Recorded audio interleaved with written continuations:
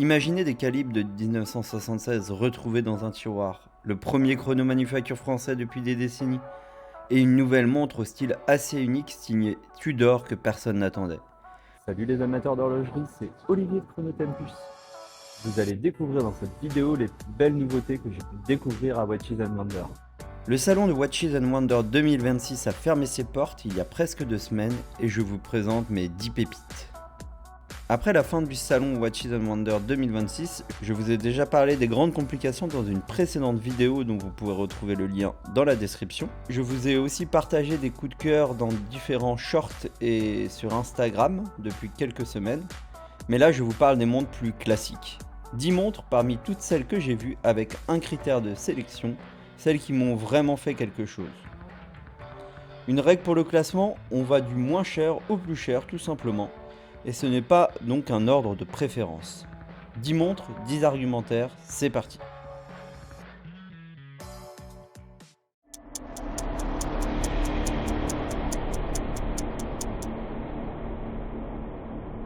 On commence fort avec une montre que j'adore, la réédition de l'Oris Star. C'est un hommage à 1966 et à l'indépendance de la manufacture d'Holstein. Ce qui frappe immédiatement, c'est son boîtier de 35 mm. C'est compact, c'est discret. C'est parfait sous une manche de chemise mais aussi dans une tenue plus décontractée. Et regardez ce cadran argenté brossé vertical avec son verre plexi capte la lumière d'une belle façon. A l'intérieur on retrouve le calibre 733 sur base de Sellita SW200. Les index appliqués et les aiguilles carrées lui donnent un cachet fou. Et le tout pour 1800 €. Là, Tudor a frappé un très grand coup. Pour fêter ses 100 ans, la marque ressuscite un nom oublié, la Monarch, mais avec une montre toute nouvelle. Je vous laisse découvrir quelques passages de la présentation Tudor avant de vous en parler plus en détail. To the ice caps of Greenland, from the meadows of my native Switzerland, hello you. To the cold surf of Southern California, from north to south, from east to west, I kept track of time. Boîtier de forme tonneau de 39 mm avec des facettes aux lignes franches, lunettes fixes port chic, cadran couleur et texture papyrus avec une typographie qui mélange chiffres romains en haut et chiffres arabes en bas et la présence d'une petite seconde à 6 heures. C'est donc un choix vintage et assez rare qui aurait pu me déplaire et pourtant je trouve cette Monarch particulièrement bien réalisée et cela sort des Black Bay et Pelagos traditionnels de chez Tudor. Le bracelet en acier avec ses maillons polis et satinés et son système T-Fit positionne clairement la Monarch dans le segment sport chic. Mais la montre serait sans doute magnifique sur un bracelet en cuir d'effet un peu vintage.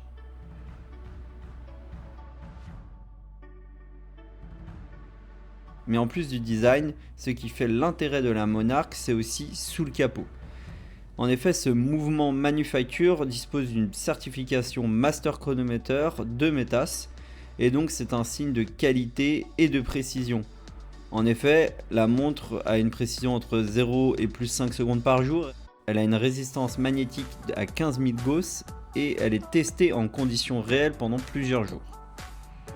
Il y a donc un parti pris sur le design qui sort de l'ordinaire, et c'est pour moi donc une vraie nouveauté, qui change juste des nouveaux cadrans que l'on voit assez régulièrement en horlogerie. Et en plus elle est techniquement aboutie. Le tout pour un prix qui n'est pas inaccessible mais quand même un peu cher, 5400 €.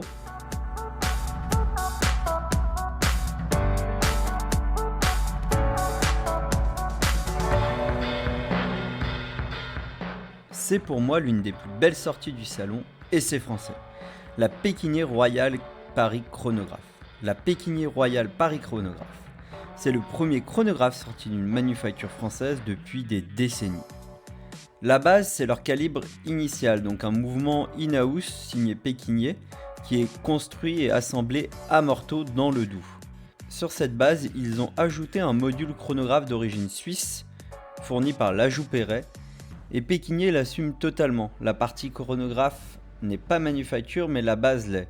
C'est transparent et honnête. Pourquoi ? Tout simplement car cela aurait pris de nombreuses années de créer et surtout fiabiliser en interne un module chronographe. Visuellement, la pièce est très réussie en reprenant le boîtier élégant de la Royal Paris. Le cadran est aussi très réussi avec un beau travail sur les finitions. Il est argenté grainé au centre avec les compteurs qui sont eux bleus ou rouges selon les versions. C'est élégant sans être surchargé et c'est surtout très lisible, ce qui est toujours pratique pour un chronographe. Les poussoirs s'intègrent dans le boîtier avec une belle cohérence qu'on ne sent pas toujours sur un calibre à module. À 6 450 €, ce chronographe signé Pekinier est pour moi une belle réussite. Mais il est un petit peu cher, même s'il faut se rappeler qu'il dispose d'un mouvement manufacture au moins sur la base et de très belles finitions ainsi que d'un assemblage en France. Et maintenant direction la maison indépendante Raymond Weil. Cette année, elle fête ses 50 ans et ils ont fait quelque chose de fou. Ils ont retrouvé 50 calibres Valjoux 23-6 d'époque et ils les ont restaurés pour créer cette édition limitée, The 50. Malheureusement, les 50 pièces ont déjà toutes été vendues, mais je me devais quand même de vous présenter cette belle création. Le Valjoux 23-6 est un calibre à remontage manuel à roue à colonne des années 60-70 produit par Valjoux avant son absorption dans le groupe Swatch. Le retrouver, l'authentifier, le restaurer au standard 2026, c'est un travail de fond qui fait sens avec un anniversaire de maison. Au niveau boîtier, il fait 37 mm et est en acier avec une lunette en or blanc. C'est pour moi une vraie réussite avec ce style néo-vintage. Mais ce qui attire le plus l'œil, c'est ce cadran à 4 niveaux de profondeur. En dessous des index, on trouve un grainage, le guillochage est horizontaux ou verticaux sur le centre du cadran est fait par Cartier et les deux compteurs sont bien travaillés. C'est du détail de très belle facture et à moins de 10 000 € pour un calibre d'époque restauré avec ce niveau de soin, le rapport valeur-travail est difficile à battre. Ce que cette pièce illustre bien, il ne faut pas toujours chercher le neuf pour trouver de l'âme.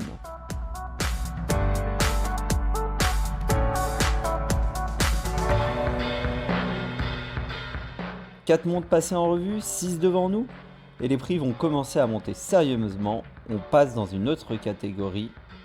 Allez, on continue.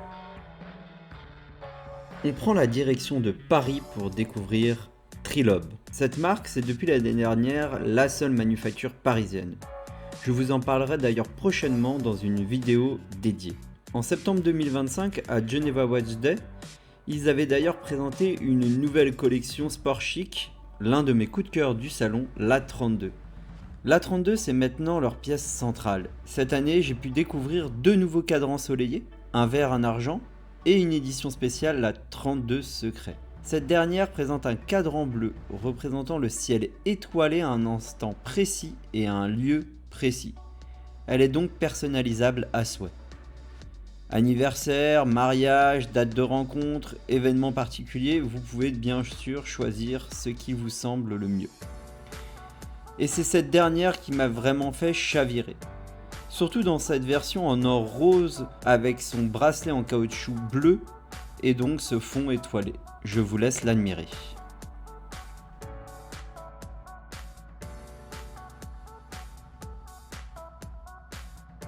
Au niveau du mouvement, il s'agit du calibre ex nihilo. C'est donc un mouvement in-house dont les ponts et platines sont réalisés en interne dans leur manufacture près de Paris et qui est en plus très esthétique. Il est automatique, intégré, c'est-à-dire que l'affichage si particulier de Trilob n'est pas un module qui a été rajouté sur le calibre. Et il dispose de ce pont de barillet très carré et qui définit l'identité de cette montre. La gamme de prix est large, 17 500 € en acier pour les versions soleillées et jusqu'à 39 500 € pour le secret en or rose.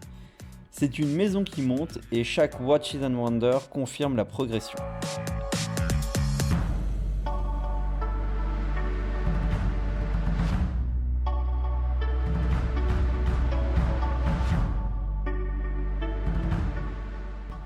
Rendez-vous en Italie pour découvrir une nouvelle montre que beaucoup attendaient, la Bulgari Octo Finissimo 37 mm.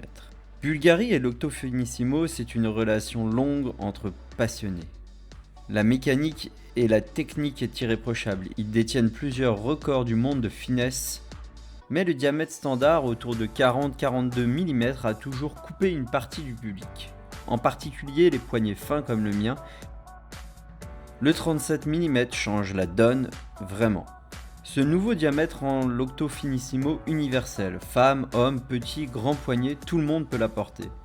Le design octogonal angulaire passe enfin sans écraser et Bulgari n'a pas fait un simple redimensionnement cosmétique, ils en ont aussi profité pour développer un nouveau calibre, le BVF 100. C'est un mouvement automatique avec 70 heures de réserve de marche et dans un format qui est physiquement plus compact que le calibre précédent pour entrer dans le nouveau boîtier de 37 mm. Au final, cette nouvelle Octo Finissimo qui est disponible ici en titane mais aussi en or jaune est au prix de 17 700 €.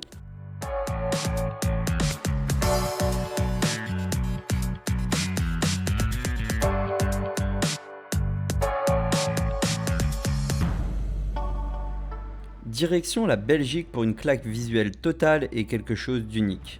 Ressence, c'est la maison qui depuis des années a fait de l'affichage orbital sa signature. Pas d'aiguille classique, des disques en rotation permanente, baignés dans une huile optique qui crée un effet de profondeur presque hypnotique. Vous avez l'impression de regarder un écran, mais c'est entièrement mécanique.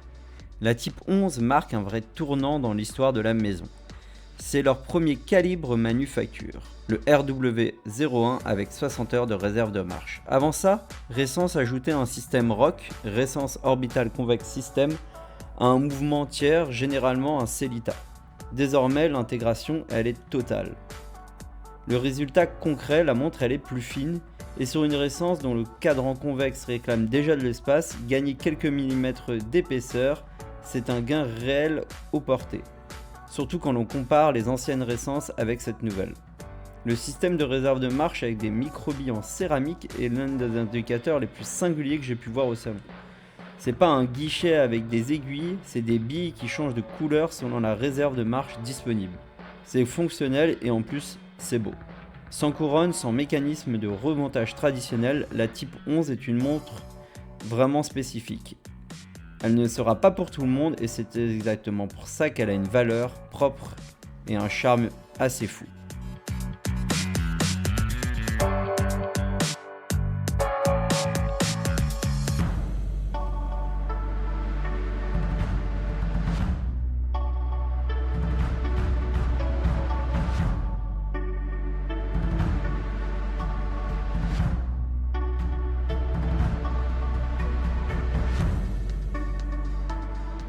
Sapec, une maison dont j'ai suivi la résurrection avec intérêt depuis sa refondation en 2015. Cette année, la manufacture nous proposait un trio Cosmic Blue dans la collection Antarctique. Entre la squelette, la magnifique tourbillon ou la plus classique mais non moins somptueuse 3 aiguilles à secteur, j'ai choisi cette dernière. Son nom, Antarctic Dark Sector Cosmic Blue. Avec son boîtier de 40,5 mm en titane grade 5 et surtout son magnifique cadran à secteur arqué dans ce bleu cosmique assez unique et qui tire vers le violet selon les angles de la lumière, c'est une vraie réussite esthétique. Et quand on regarde derrière, on est subjugué par la beauté de ce calibre SX-H5 avec une architecture élégante.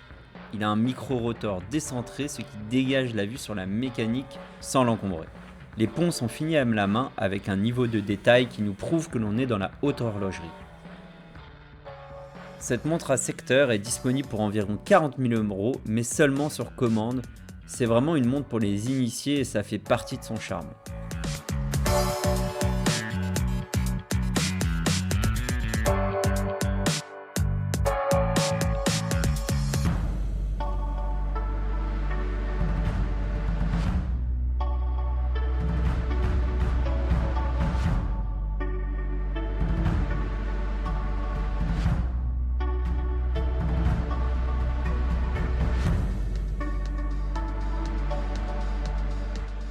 On approche du sommet avec l'une des plus belles manufactures, Vacheron Constantin.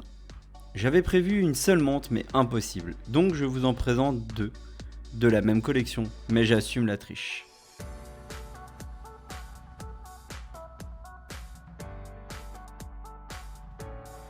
Je commence par la Dual Time points cardinaux. C'est un concept fort, 4 versions, chacune représentant un point cardinal. Le nord en blanc, l'est en bleu, le sud en anthracite, l'ouest en vert. 4 cadrans, 4 caractères, mais un seul mouvement, le calibre Manufacture 5100, double fuseau horaire avec date.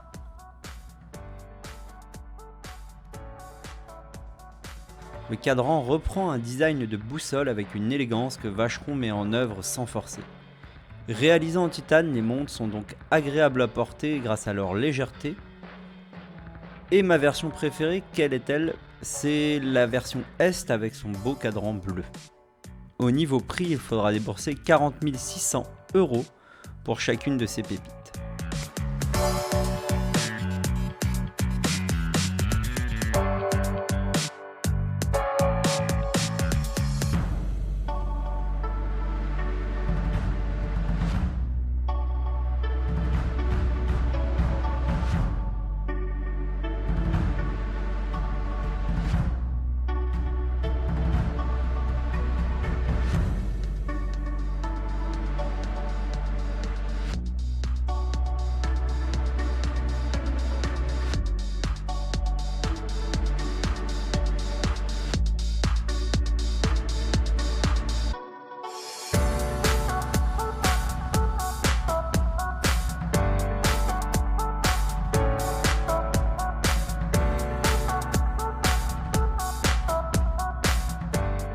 Et puis, il y a l'ultra fine, 39,5 mm de diamètre, 7,35 mm d'épaisseur totale, boîtier et bracelet en platine. Pour y arriver, Vacheron a développé un nouveau mouvement, le calibre 2550 à remontage automatique de seulement 2,4 mm d'épaisseur et une grande première chez Vacheron, un micro-rotor qui plus est décentré. Au final, un calibre avec 80 heures de réserve de marche et le fameux poinçon de Genève qui prouve sa qualité et sa précision. C'est donc une pièce d'exception car cette Oversea ultra fine ne se voit presque pas lorsque l'on la porte avec ses 7,35 mm d'épaisseur, mais par contre elle se sent avec le poids du platine au poignet. Au niveau prix, il faudra rajouter un 0 et compter 118 000 €, c'est de la haute horlogerie à l'état pur, sans compromis.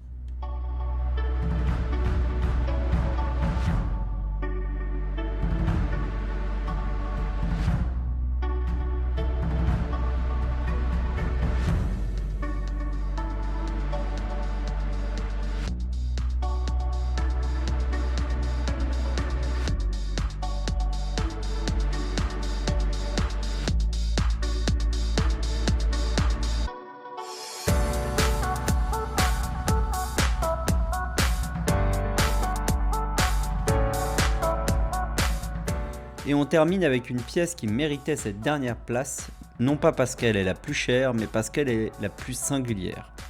La GFJ, pour Georges Favre-Jacot, le fondateur de Zenith, était l'une des pièces les plus fortes des Watches and Wonders 2025 et elle fut lancée pour les 160 ans de la manufacture. Cette année, Zenith revient avec 2 nouvelles versions qui apportent vraiment quelque chose d'inattendu avec leur nouveau cadran et aussi avec leur nouvelle matière. Ce qui tient dans cette pièce, c'est d'abord le calibre 135, un mouvement inspiré d'un calibre qui avait remporté de nombreux prix de chronométrie dans les années 50 et 60. Une époque où Zenith alignait les succès au concours officiel de l'Observatoire de Neuchâtel, mais profondément modernisé. Ce lien direct avec l'histoire chronométrique de la maison donne un sens à la GFJ qui va bien au-delà du design.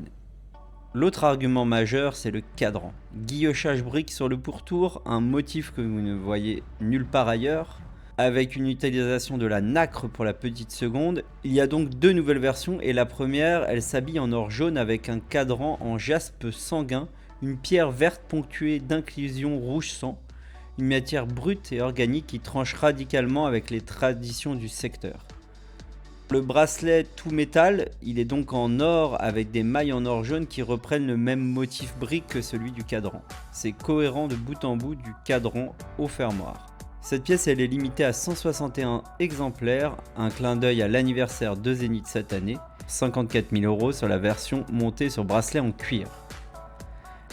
La deuxième, c'est une version plus audacieuse. Elle est en tantale, un métal bleu-gris extrêmement dense d'une complexité à usiner qui explique sa quasi-absence dans l'industrie horlogère. Cette année, on retrouve cependant une autre pièce, là aussi en tantale, chez Moser par exemple. Le boîtier en tantale donne donc une couleur bleu-gris que vous n'obtenez ni avec l'acier, le platine ou encore moins le titane.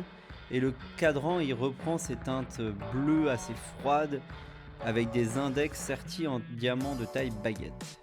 L'ensemble est d'une cohérence chromatique totale et c'est vraiment somptueux. 20 exemplaires pour 82 700 €, c'est le prix de l'exclusivité.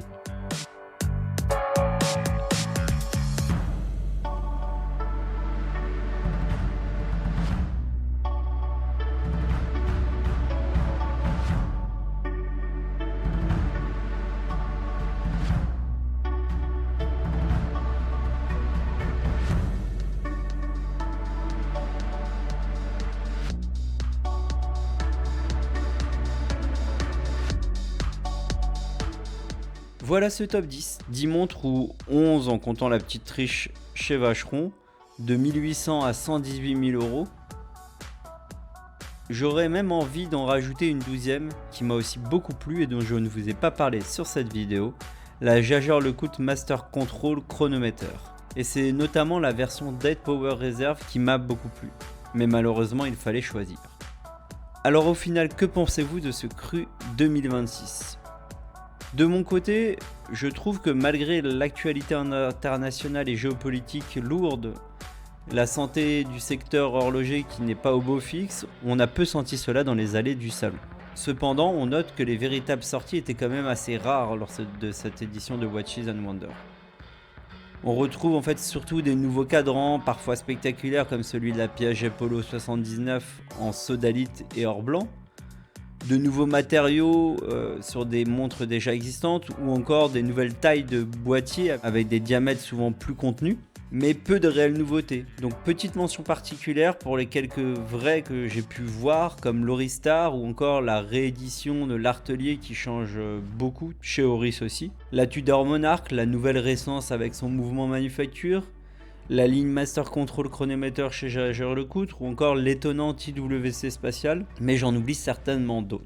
Autre point important et intéressant que nous montre le salon, c'est que les calibres maison ou manufacture sont de plus en plus courants et que de plus en plus de marques se lancent dans l'aventure. Et je trouve ça vraiment encourageant et très intéressant de voir autant de maisons vouloir avoir leur propre mouvement.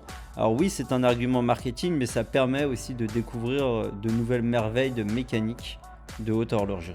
Alors pour finir, parlons des prix. Comme vous avez pu le voir, ces dernières années, les prix de l'horlogerie ils ont beaucoup augmenté et ça continue un petit peu cette année. On le voit avec des pièces qui dépassent le plus souvent les 5-6 000 €, voire les 10 000 €. Mais il y a certaines nouveautés qui peuvent redonner espoir, comme cette Oristar, toujours, qui démontre que vous avez quelque chose de beau pour 1800 €. Et c'est peut-être l'un des messages les plus réjouissants de ce Watches and Wonders 2026, c'est que l'horlogerie n'a pas besoin d'être hors de portée pour être bien faite. Il s'agit donc de la deuxième et dernière vidéo entièrement dédiée au Watches and Wonders 2026. La prochaine sera quant à elle sur les à côté du salon, c'est-à-dire la découverte de Time to Watches, Chronopolis et d'autres petites surprises.